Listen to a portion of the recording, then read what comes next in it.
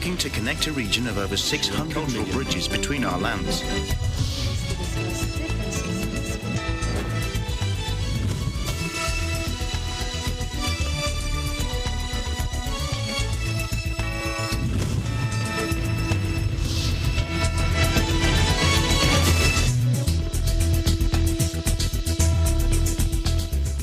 Hello and welcome to ASEAN in Focus. We're live from Manila. I'm Alma Angeles.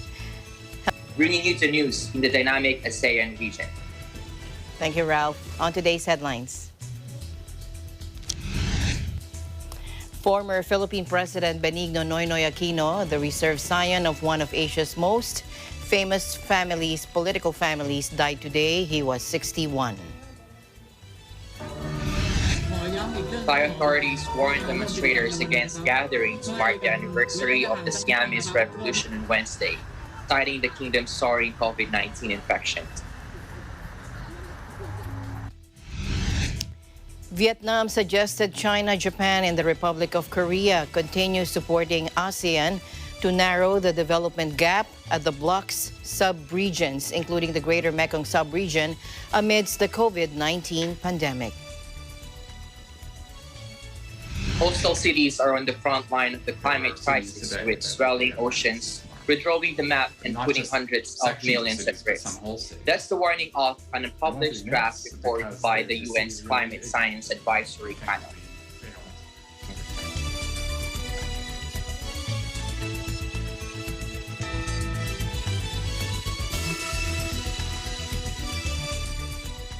Former President Benigno Aquino III passed away today, June 24. He was 61 years old.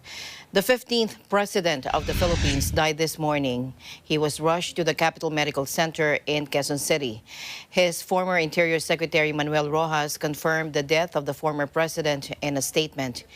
Pinoy, R.I.P., rest in peace. He was rushed to hospital early this morning and passed after efforts to revive failed. Please pray for him. Salamat, Rojas said in a statement. Aquino was elected president on June 30, 2010, succeeding former President Gloria Macapagal Arroyo.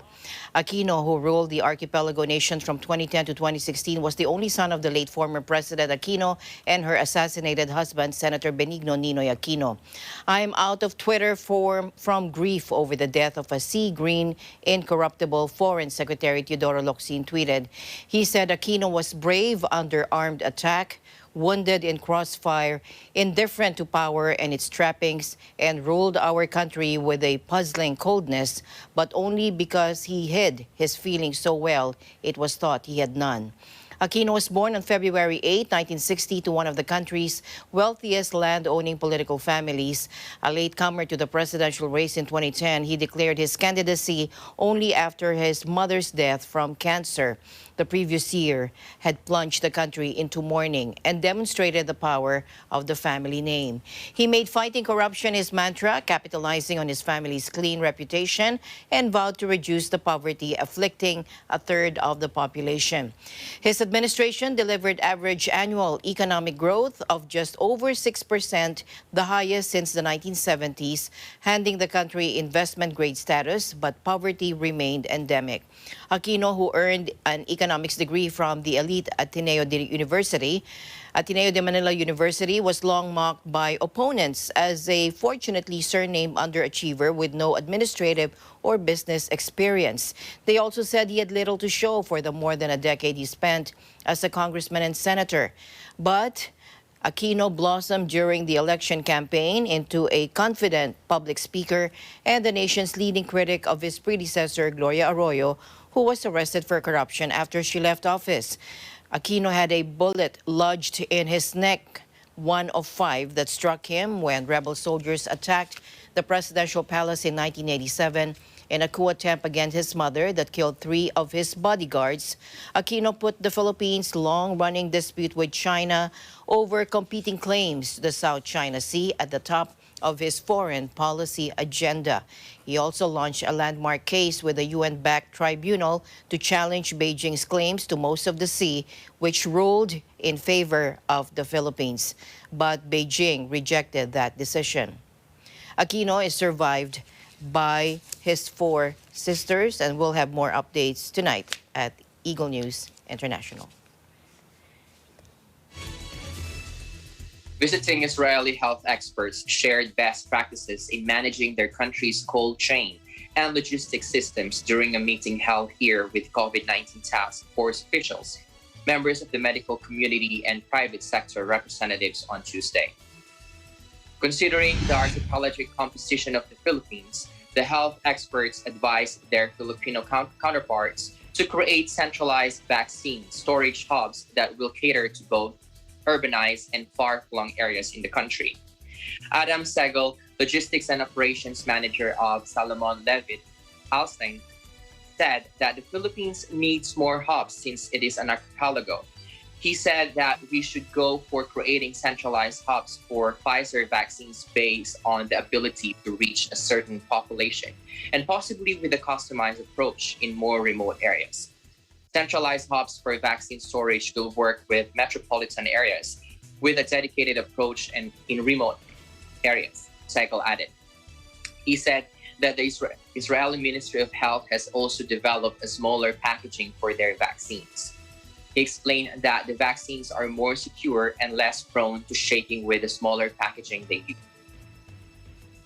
Meanwhile, Health Undersecretary Maria Carolina Vidal-Taino noted that the meeting with the Israeli health experts would help the government further improve the implementation of its vaccine rollout. In other news, Thai authorities had warned demonstrators against gathering to mark the anniversary of the Siamese Revolution, citing the kingdom's soaring COVID-19 infections. Key pro-democracy groups have announced plans for demonstrations across Bangkok today to commemorate the 89th anniversary of the Siamese Revolution, an uprising that transformed Thailand from absolutism to a constitutional monarchy. Mass protests against the government of Prime Minister Prayut Chan-o-cha shook Bangkok in the second half of last year, fueled by discontent at the former military chief who came to power via a 2014 coup but tailed off as COVID cases rose. The kingdom is now in the throes of its third wave of the virus, registering high daily numbers of infections and deaths, which has seen authorities clamp down on gatherings. Bangkok Metropolitan Police Commissioner Pakapong Pongpetra said the police is ready to take care of the security for protests tomorrow. Police will focus on maintaining peace and order and follow the disease control regulation. Anyone who violates the rules or the laws during protests will have legal actions taken against them, he said, adding that authorities will not use force if it's not necessary. The protest venues announced by the groups include key city roundabouts and public spaces, including the Democracy Monument and the downtown Skywalk at a popular shopping district. There are also demonstrations planned across the country, from the tourist city of Chiang Mai in the north to the southern province of Nakhon Si Thammarat. Hello?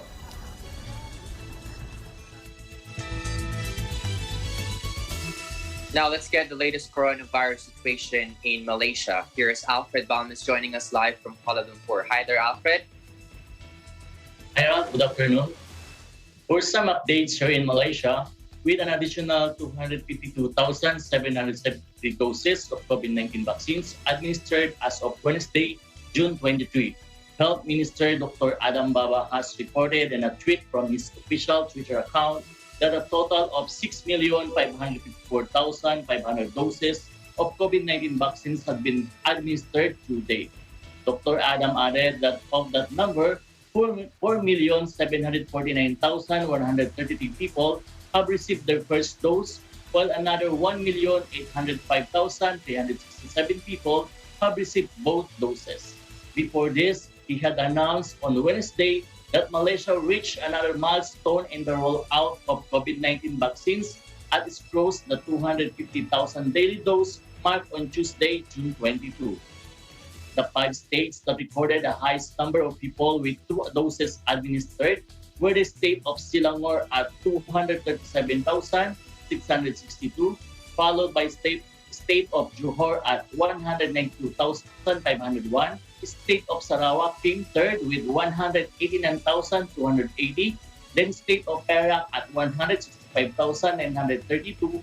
And the State of Kuala Lumpur with 157,393 people vaccinated with 2 doses. Back to you, Raul. Thank you for your updates and for your time, Alfred. Please stay safe and healthy there in Malaysia.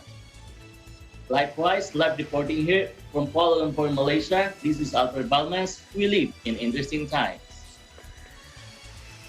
Meanwhile, President Joko Widodo has imposed stricter public restrictions from June 22 to July 5. December Paras joins us live from Indonesia. December. Good morning, Alma, or good afternoon, Alma. In Jakarta, following an extreme spike in the number of COVID-19 cases in the past week, President Joko Widodo has ordered the police and regional leaders to tighten public restrictions beginning June 22 to July 5. The most populous country in Southeast Asia reported past 2 million coronavirus cases, higher than the number of active cases when it started the vaccination program in January. The country saw close to 78,600 new cases last week, rising 42% from 55,300 cases in the previous week. Under the President's directed micro-scale restrictions on community activities, or PPKM Mikro, would include an early curfew and lower capacity restrictions for restaurants, food stalls, cafes, street vendors, wet markets, shopping centers, and malls. Coordinating Minister for the Economy, Airlangga Hartarto, said after a limited cabinet meeting with the President that essential industries like the basic service industry, supermarkets and pharmacies, public utilities, national vital projects can operate 100% with limited operating hours and capacity. He also said offices in the red zones or areas with rapid COVID-19 spread and overwhelming facilities to implement 75% of their employees to work from home. Arlanga added the following restrictions will also be imposed in the red zone region. Strictly online learning only for students, while other zones should follow the existing guidelines from Education, Culture, Research, and Technology Ministry. Parks, tourist attractions, cultural, arts, social activities, meeting activities, and seminar meetings and other public places are temporarily closed until further notice. The government also suspended gatherings in places of worship in the red zones until it is declared safe. For celebrations or community activities, a maximum of 25% of the room capacity and no food on site. This means that food must be brought home. Inter-regions travel is strictly not allowed. The Jakarta police would assemble roadblocks on 10 locations around the city to restrict legal movement. Meanwhile, construction activities can continue to operate with the implementation of health protocols. For public transportation, Airlangga continued local government regulations on capacity and operating hours were enforced with stricter health protocols. Back to you, Alma. All right, thank you very much, December, for your updates. And the schools will be opening soon too, right? In class. For the red zones or the area with most cases, they implemented that it should be homeschooled again. Mm-hmm. So it's still not face to face. So for the red zones, they will be homeschooling. But for those that are not in the red zones, would they continue with the face-to-face classes? Yes. They will. Okay. Thank you very much for your report, December. Stay safe. Stay safe too in Manila. Reporting from Jakarta, Indonesia. This is December Paras. We live in interesting times.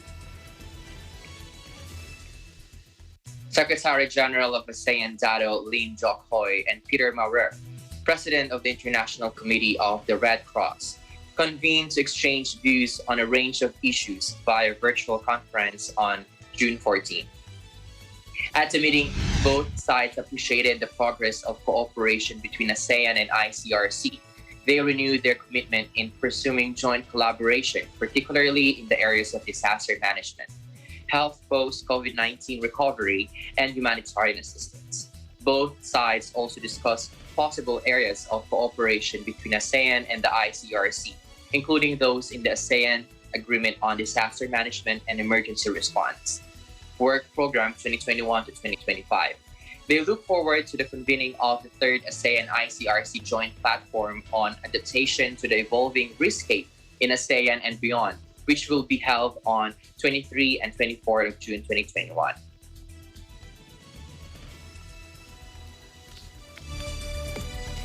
And the news continues here on ASEAN in Focus. Ralph and I will be back right after this break.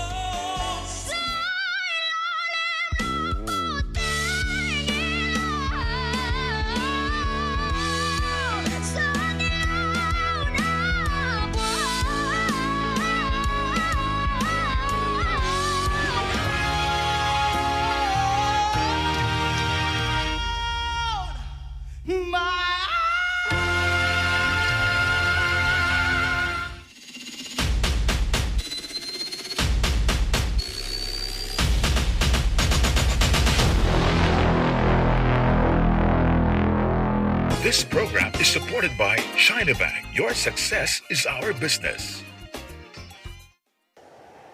Innovation, digital disruption, globalization.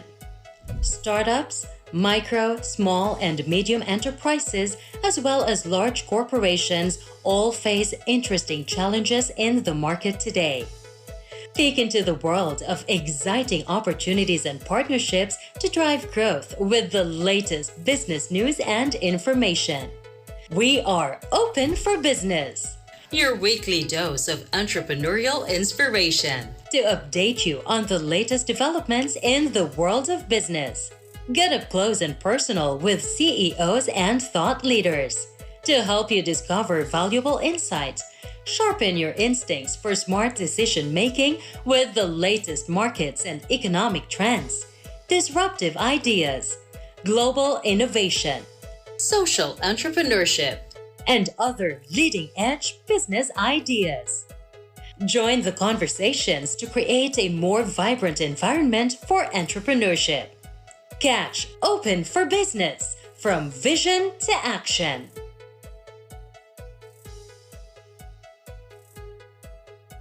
Give me sanity, I need my sanity.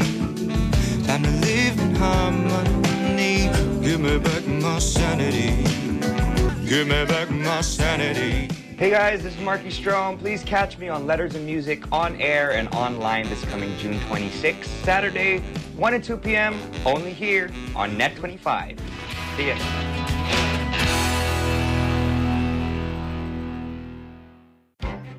Events happen around us all the time, in our community, in our country, around the world. Events that affect people, move communities, or simply inspire us. Interesting events that people need to know. In these interesting times, we continue to be a competent partner in delivering news about these events. Fast, accurate, balanced. Eagle News, because we live in interesting times.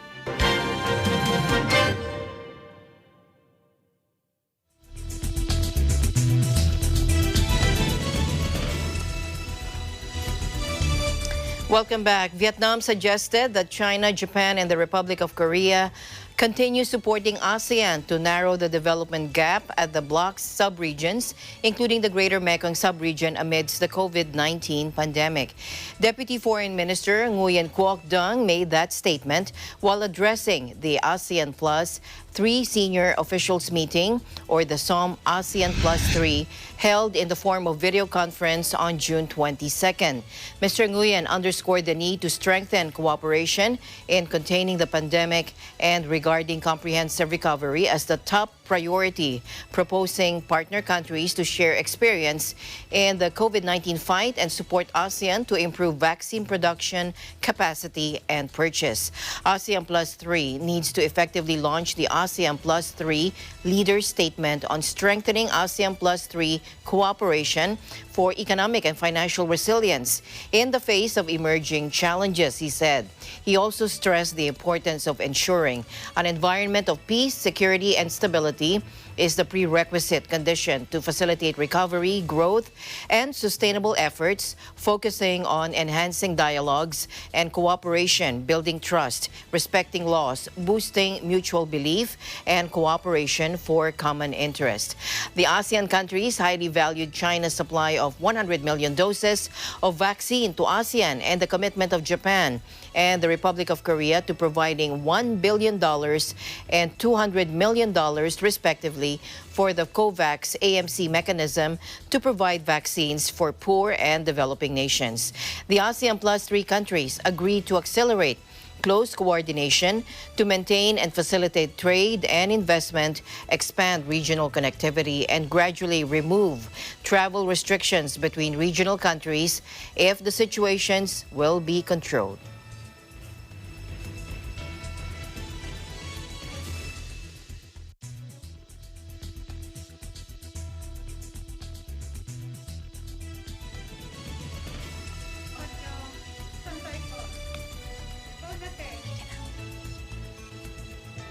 Member economies through the APEC Life Science Innovation Forum agreed to accelerate regulatory alignment for medical products over the next 2 decades. In a bid to protect people's safety and make life-saving medical products available with the endorsement of the Regulatory Harmonization Steering Committee, Vision 2030 and Strategic Framework. Established in 2009, the Regulatory Harmonization Steering Committee is a network of regulatory experts from regulatory agencies, industry players, and academics across the APEC region. The steering committee identifies their priority work areas in the medical product sectors of pharmaceuticals and medical devices, where member economies believe would benefit from regulatory convergence. Dr. Michelle Limoli of the United States Food and Drug Administration and the co-chair of the forum's Regulatory Harmonization Steering Committee said that they will work together to accelerate regulatory convergence for medical products in the APEC region so that we can improve the safety of our people, ensure availability of important medical products, save public resources, attract investment, mitigate corruption, and improve global standing in every APEC economy. The recently endorsed Vision and Strategic Framework will guide the steering committee over the next decade, including to facilitate cooperation among medical product regulatory authorities, build human capacity in regulatory science among medical product regulatory staff, and promote a coordinated approach to regulatory convergence and reliance among policymakers in APEC. Meanwhile, Saudi Arabia is all praises for Filipino healthcare workers in the country for their excellence and professionalism. This was the remark made by Presidential Assistant on Foreign Affairs, or PAFA, and Special Envoy to the Kingdom of Saudi Arabia, Robert Borge, as more countries are seeking for exemptions on the deployment cap on Filipino medical professionals, particularly nurses. Mr. Borge said Saudi Arabia has yet to request for an exemption of the cap similar to what has been granted to the United Kingdom. He also noted that KSA is aware that the Philippines also needed their healthcare workers to boost the country's workforce amid the pandemic. Borge said Saudi Arabia also acknowledged that Filipino healthcare workers have played a huge part in caring for the health and welfare of their people. Now, earlier, the Interagency Task Force for the Management of Emerging Infectious Diseases increased the annual cap on the deployment of healthcare workers abroad from 5,000 to 6,500. Prime Minister Pham Minh Chinh has decided to add 11.58 billion Vietnamese dong, equivalent to $500,000 from the central budget reserved in 2021 to the Ministry of Health to make contributions to the COVAX COVID-19 Vaccines Global Access Facility. They ordered the management and use of the funding to be publicized, transparent, and in line with regulations. The principal role of the COVAX facility is to maximize the chances of people in participating countries getting access to COVID-19 vaccines as quickly, fairly, and safely as possible. By joining COVAX, self-financing countries will be guaranteed sufficient doses to protect a certain proportion of their population, depending upon how much they buy into it. Subject to funding availability, funded countries will receive enough doses to vaccinate up to 20% of their population in the longer term. As one of 190 participating countries, Vietnam is included in the list of those getting sponsored in the first phase of the mechanism. So far, UNICEF has delivered a total of 2.5 million doses of AstraZeneca COVID-19 vaccines from the initiative to Vietnam, with the first batch of 811,200 arriving on April 1st and the second shipment of 1,682,000 doses in mid-May, making up the mainstay of Vietnam's vaccination drive.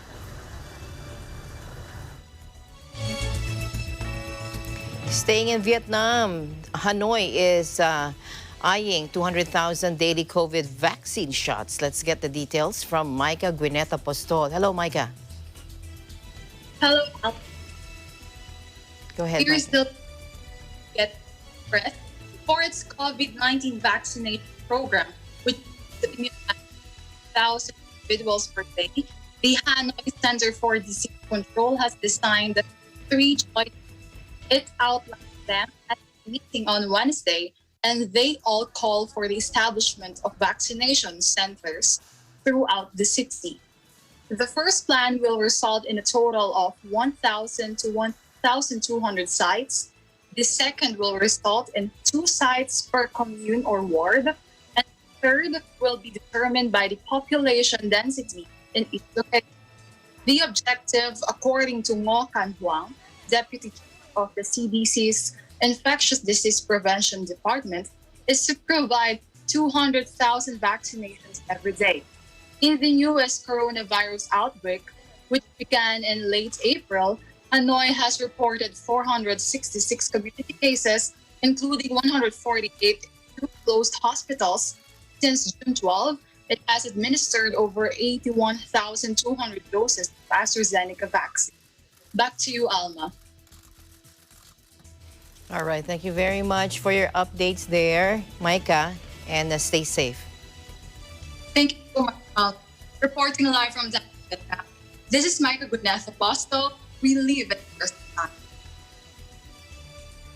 The United States government was pleased that President Duterte decided to postpone the termination of the Visiting Forces Agreement. Now, that raised hopes that the agreement will continue. In our program, Bari Talakayan, Philippine Ambassador to U.S., Jose Manuel Romualdez, said that this will be advantageous to both countries. Take a look. Mutually advantageous to both our countries dahil natitraining naman yung ating mga armed forces at ang sinabi nga sa akin ni Secretary Lorenzana, very happy naman yung ating mga sundalo. Alam ko si former Senate President Juan Ponce Enrile kausap si Presidente on television at nagbigay siya ng pahayag ng tungkol sa US, no? Pero tinanong ko siya, tinawagan ko si Senate President Enrile at sinabi niya sa akin na in his view, walang mawawala sa atin sa Visiting Forces Agreement. So kinonvey ko yan kay Presidente nung isang araw na mismo si Senate President Enrile nagtingin niya itong Visiting Forces Agreement ay nothing to lose, everything to gain in terms of our soldiers being trained and also being able to work dahil meron tayong mutual defense treaty. No? So it's always good to yung interoperability ng ating mga soldiers and be able to communicate. Kailangan rin natin na meron tayong relasyon sa matagal na nating kaibigan ng Amerika. 75 years nga is this year. Yun ang ating milestone na sineselebrate this year, 75 years of our diplomatic relations with the United States. So it is good that we have this kind of relationship with the US, and it's also good that we have a relationship with whom they call now as their competitor in China for our own advantage and our security. Dahil nandiyan tayo sa Asia, siyempre neighbor natin ang China. President Duterte relayed his decision to suspend the termination last June 14, while he studies and both sides address his concerns about some aspects of the security pact.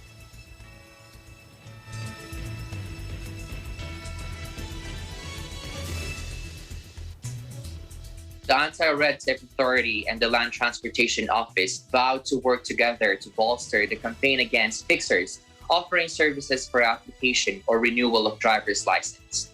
In a media interview on Wednesday, LTO Assistant Secretary Edgar Galvantes said the LTO will maintain fast and efficient processing of the driver's license application to discourage applicants from resorting to unscrupulous individuals offering services for as much as 4,500 pesos fee.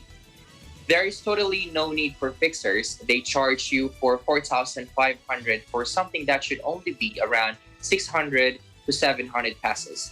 Let us not entertain this behavior, Galvantes said. He urged the public not to patronize fixers and instead report these illegal activities to the authorities. Meanwhile, ARTA Director General Jeremiah Belgica said the fixers took advantage of the public's impression that the government is still implementing slow and bureaucratic services. During the operation, ARTA Deputy Director General for Administration and Finance, Undersecretary Carlos Cuida, posed as applicant renewing his driver's license. Contrary to some news reports, the ARTA said the fixer was caught outside the gate and not inside the LTO. During the meeting between ARTA and LTO official on Wednesday, it was confirmed that the license offered by the fixer to Cuida for 4,500 pesos was valid. ARTA promised to field more personnel not only near the vicinity of LTO but other government offices in Quezon City to go after fixers. Stay tuned, we have more news coming after the short. Planning Focus will be right back.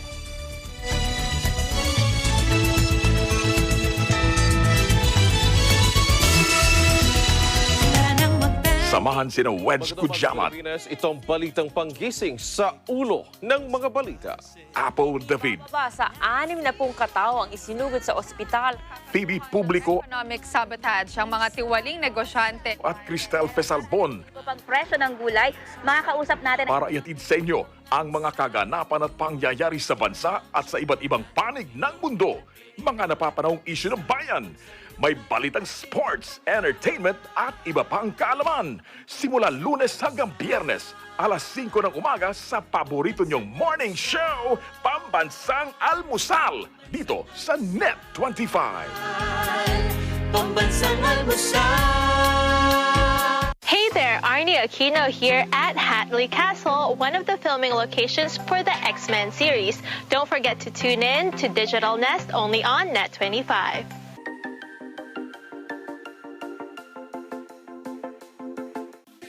Factual. We have to defeat the virus everywhere. Timely information. Balanced. Not only in the country, but also abroad. I'm certain of one thing. Interviews that people need to know. Watch Agila Pilipinas. A 1-hour newscast of reports coming from regional hubs in Luzon, Visayas, and Mindanao. Know the important updates in Asia in ASEAN in Focus.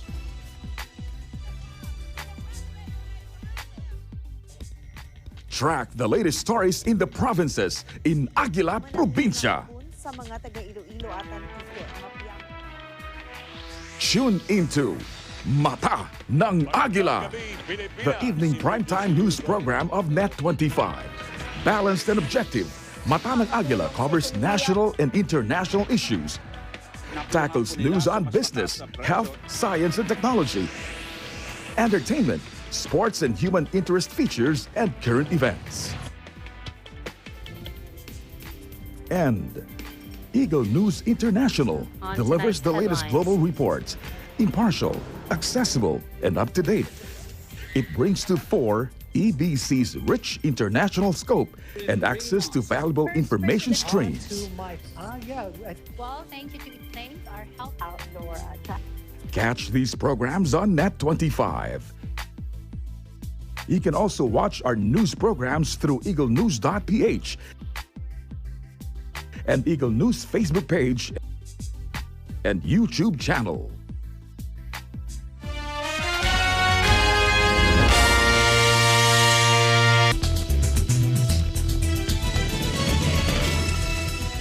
In Thailand, exports surged to a more than expected 41.59% in May from a year earlier. This is the fastest pace in nearly 11 years. As global demand improved, the Commerce Ministry reported this today. Now that compared with a forecast for a jump of 30% in May in a Reuters poll and a rise of 13.09% in April. Now, the Premier, Prayut Chan-o-cha, announced last week that he plans for Thailand to fully reopen to foreign visitors by October, a vow that would require his administration to hit the target of inoculating 50 million Thais in 4 months. The Thai authorities on Tuesday green-lighted a pilot model for quarantine-free travel to ultra-popular beach destination, Phuket, a first step towards the tourist-hungry kingdom's goal of resuscitating its pandemic-battered economy.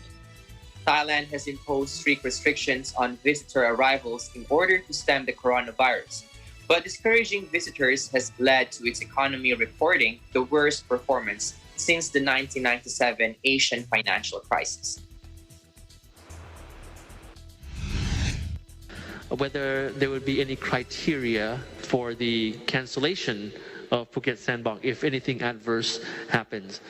Now, if you recall, I had mentioned earlier that a contingency plan is in place for Phuket, and the authorities will be very in much strict enforcement of the various measures in Phuket. Now, there are some criteria set for Phuket in case of any contingency or emergency. For example, if there are 90 persons infected per week in Phuket, that would be a criteria for reconsideration of the scheme once it has started, or for any adjustments.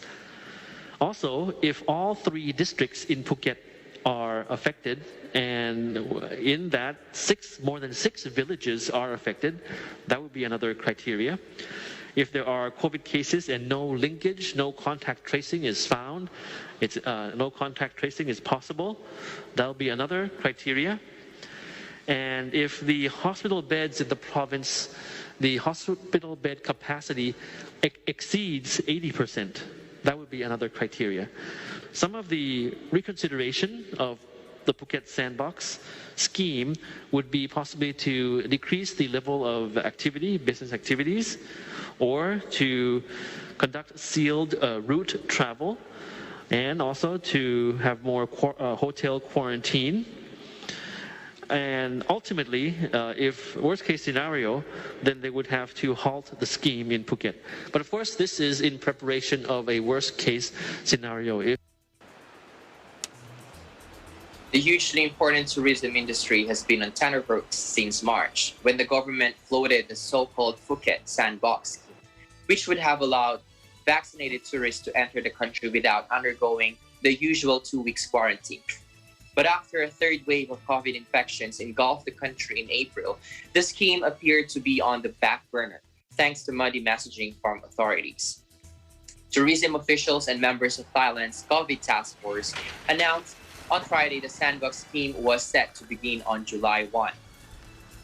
Besides Phuket, the other destinations include Koh Samui, Koh Phangan, and Koh Tao, all sand-soaked islands renowned for clear waters and sandy beaches. Prime Minister Prayut Chan-o-cha announced last week that he plans for Thailand to fully reopen to foreign visitors by October, a vow that would require his administration to hit the target of inoculating 50 million Thais in 4 months. British Foreign Secretary Dominic Raab, along with South Korean, Singaporean, and Vietnamese counterparts, attended the ASEAN-Europe meeting, or ASEM, High Policy Dialogue in Hanoi to discuss various issues, and that includes trade, the fight against COVID-19, and climate change. UK Foreign Minister Raab said the UK have started talks to join the CPTPP trade treaty. Take a look. Despite the political we warmly welcome the signal from ASEAN leaders that they will accept the UK's application to become a dialogue partner. We're starting negotiations to join CPTPP, and we've put a major focus on the Indo-Pacific in the context of the G7 presidency that we host this year. And I think joining the CPTPP will provide a boost economically for all sides. It's a high-quality win-win multilateral trade deal. But it's also a boost to the principle of free trade as we work with others to try and help shape and reinforce future trading rules. I think it's also an important signal that CPTPP and the region can send to other countries. ASEM partners have continued to do our best to keep our economies open and to integrate our economies and to continue to stand for the cause of free trade, despite the political opposition, accentuated by the fears brought on by COVID-19. The UK looks to promote closer ties and trade relations with ASEAN following Brexit. The UK is also looking to attain dialogue partnership status with the 10-country nation, or ASEAN, as it pursues a tilt toward the region in response to China's growing influence on the world stage that was recommended by a recent UK government review of defense and foreign policy. According to South China Morning Post, following Vietnam, Mr. Raab was to visit Vietnam or to visit Cambodia and then end his trip to the region in Singapore.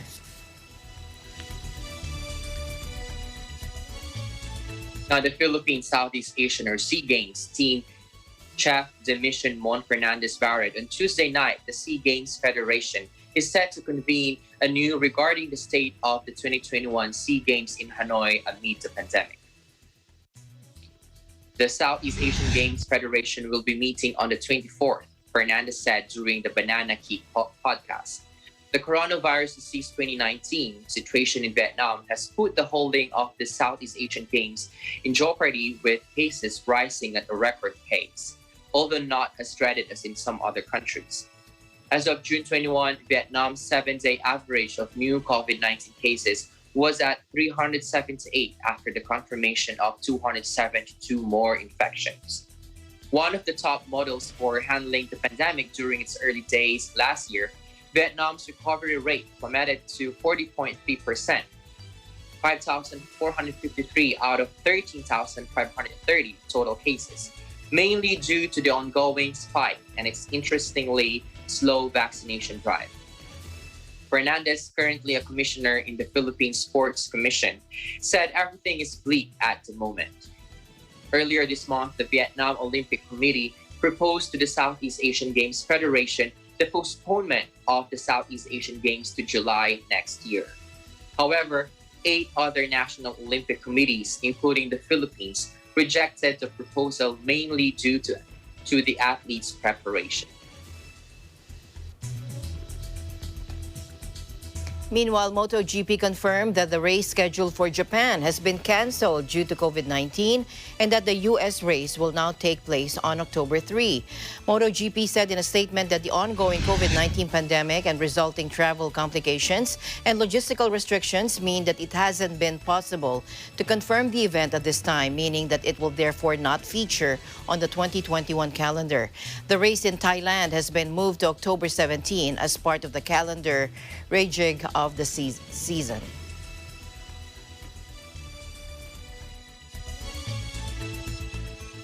Thai table tennis star Orawan Paranam fires balls across the practice table that dominates the living room of her modest house on the edge of Bangkok. The makeshift training setup is the final stage of a 17-year journey that has taken the left-hander from poverty in rural Thailand to the grand stage of the Olympics. Let's take a look.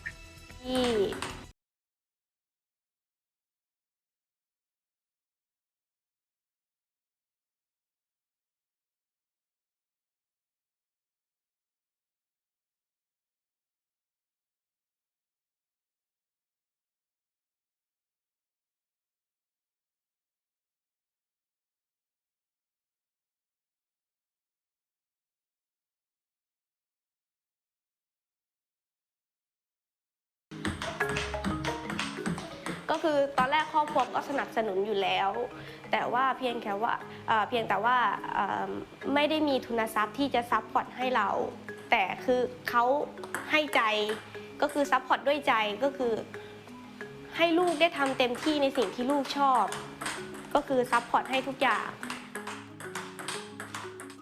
โอลิมปิกมันก็เป็นแมตช์ที่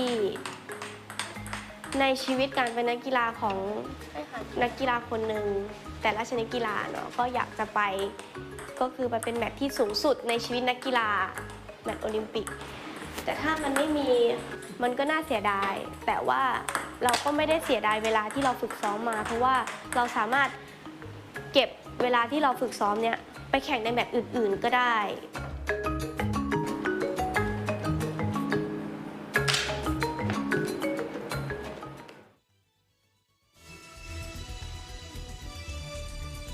ASEAN in Focus will be right back. Stay tuned.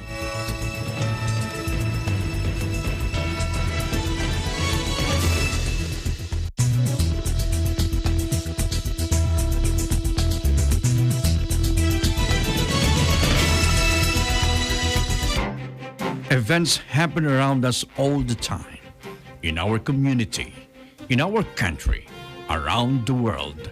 Events that affect people, move communities, or simply inspire us. Interesting events that people need to know. In these interesting times, we continue to be a competent partner in delivering news about these events. Fast, accurate, balanced. Eagle News, because we live in interesting times.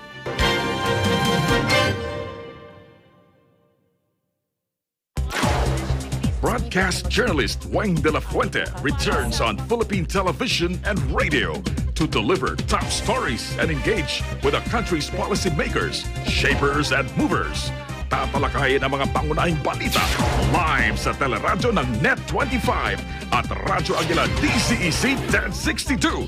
Kasama si Weng de la Fuente sa Balit Talakayan. Ako si Weng de la Fuente at itong Balit Talakayan, we live in interesting times.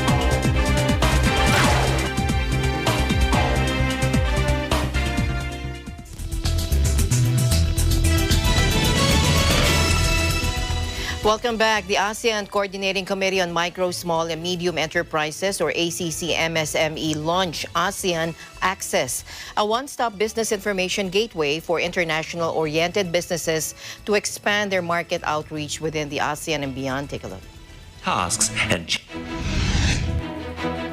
ASEAN Access is a free information portal helping ASEAN and international businesses trade within the region by guiding them to new markets and helping them overcome practical challenges associated with internationalization. ASEAN Access aims to increase the global competitiveness of ASEAN SMEs by supporting their increased participation in international trade. Service providers can add their details to the Service Provider Databank and increase their professional credibility and brand visibility through association with ASEAN Access. Users of ASEAN Access can conveniently search the databank without undertaking the usual sourcing tasks, thereby saving time and increasing efficiency. They can find distributors, business matchmakers, and other experts that can assist with concrete tasks and challenges related to entering new markets. Registered users can download insightful country profiles and sector briefs that will help them make informed market entry decisions. Users can also find detailed information on ASEAN trade regulations for goods and services, as well as browse sources of support to expand their business beyond ASEAN borders. Businesses can also stay updated on the latest industry news, trends, and contribute to ASEAN SME development by participating in surveys. And ASEAN Access events calendar highlights prominent trade, business, and matchmaking events in ASEAN for enhancing international trade opportunities and networking to make connections with new partners and investors. The wealth of features of ASEAN Access are available to registered users and service providers, and registration is free. ASEAN Access, your business information gateway to ASEAN and beyond.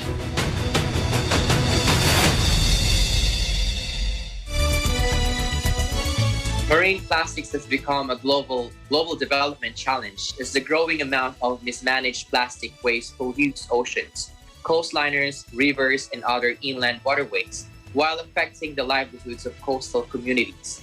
The sudden increase in single-use plastics during the COVID-19 pandemic has created an additional stress on countries working to tackle the challenge. Countries of the Association of Southeast Asian Nations have expressed their strong commitment to tackling this growing environmental issue. Let's watch this. The East Asia-Pacific region has become a global hotspot for plastic waste.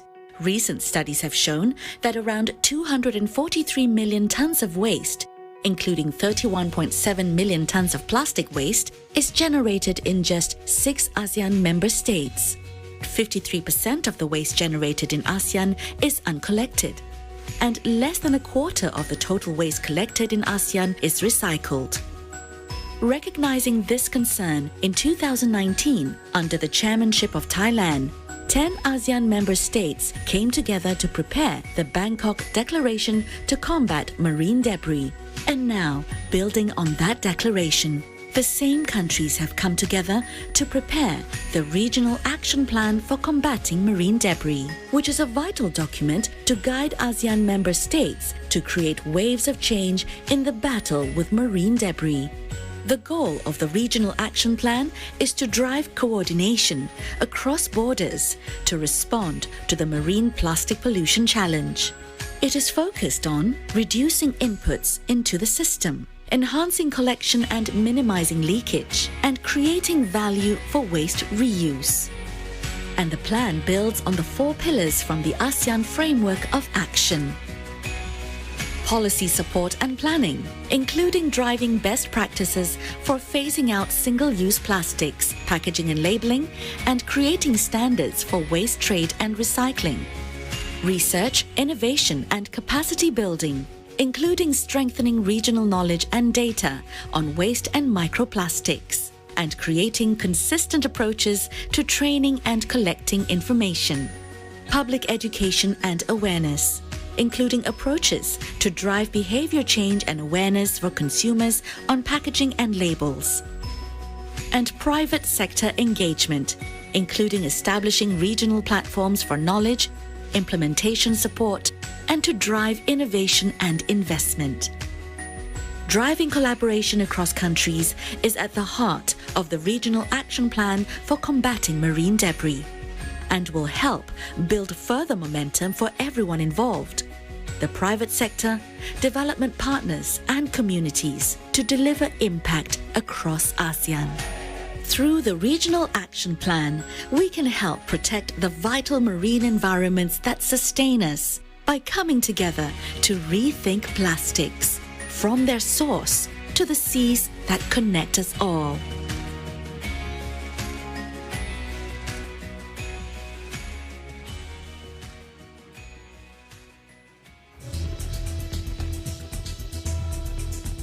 Coastal cities are on the front line of the climate crisis, with swelling oceans withdrawing the map and putting hundreds of millions at risk.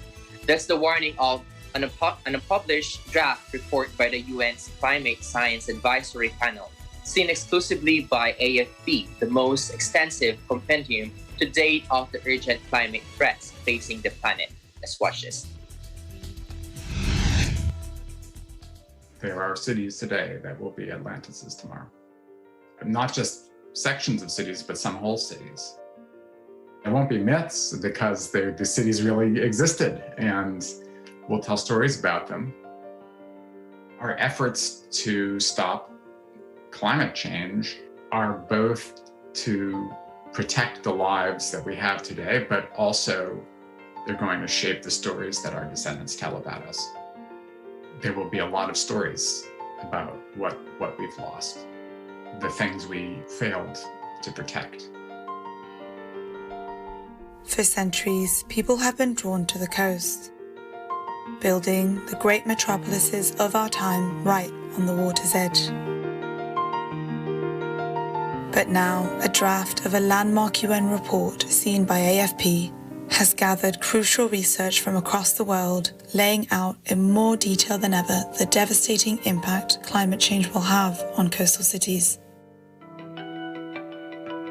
As the earth warms and the ice melts, the seas, once a source of wealth, will redraw the map of the world, forcing millions from their homes. Eventually, scientists predict entire cities will have to be abandoned to the flood. We're all mortal. We live our lives knowing we're going to die. But I don't think we often think of our cities in those terms. And most of our coastal cities are mortal. A lot of them will end by flood in the long run. And by 2050, that may be much more widely appreciated. Many of the world's major cities are among those most threatened. Mumbai, Jakarta, New York, Tokyo, Lagos, Shanghai, Miami, or Dhaka. Those least able to protect themselves will be hit the hardest.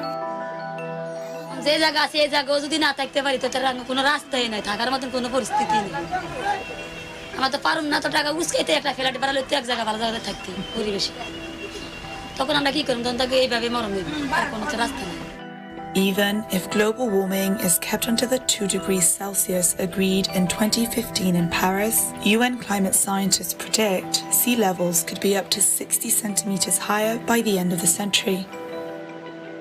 And this, coupled with increasingly extreme weather, could spell disaster for millions.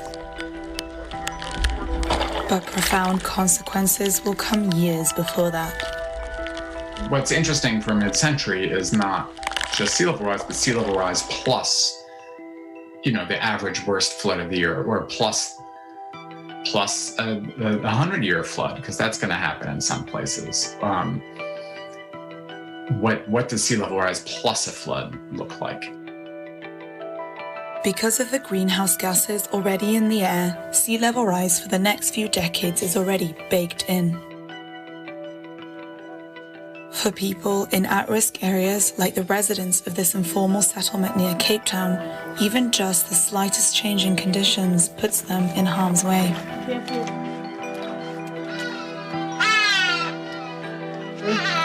This is the room I've built for myself. You can take a look inside. This is a wetland, you see, and I don't have other place that I can build in, see. Although according to the UN report, Cape Town is an extensive adapter, stark inequalities, legacy of apartheid and deep poverty means many in townships are exposed to flooding. By the end of the century, more than 100,000 people will have likely lost their homes to sea level rise. All over the world, homes, industry, and precious historical buildings lie just feet from the water. Up to 140 World Heritage Sites are at risk of coastal flooding, mostly in the Mediterranean. Venice, the most threatened, is also subsiding. L'innalzamento di 50 cm sarebbe catastrofico per Venezia, perché con 50 cm in più avremmo un livello medio di 82 cm e il livello di Piazza San Marco è a 80 cm. Vuol dire che avremmo sempre l'acqua in Piazza San Marco. Without adaptation to sea level rise, a worst-case scenario projection calculated damages between 1.6 and 3.2 trillion US dollars by 2050 for the world's 136 largest coastal cities. And although some degree of flooding is already inevitable in many parts of the world, the UN report says the long-term prospects for many coastal cities is dismal, without urgent and ambitious emission cuts. In the meantime, cities will have to find ways to live with water. One of the lowest lying nations in the world, the Netherlands is a world leader in keeping the water out. We built dikes, we built levees for years and years, but we also see that in the last few years, rainfall becomes a problem and Rotterdam really is a bad dump. 85% of our city is below the level of the sea. Every drop of water that falls on our city, we need to pump it up. So we really need to be innovative to keep our feet dry, so to say. So I think by necessity, we are a front runner. Dutch engineers travel the world sharing their expertise. But many poorer countries and communities are unable to afford costly infrastructure projects that would protect their homes. However, the UN report warns that even places with state-of-the-art flood defenses are not safe.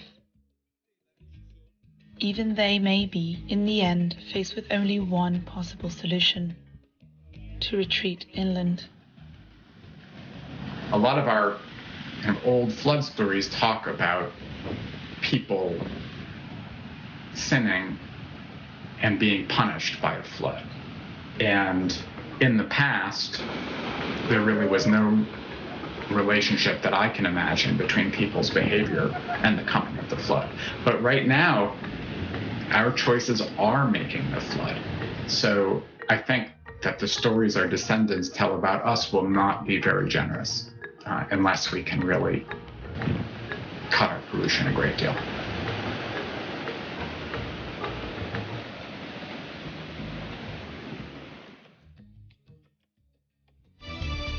There you go. Thank you, Ralph, for joining me today. My pleasure, Alma.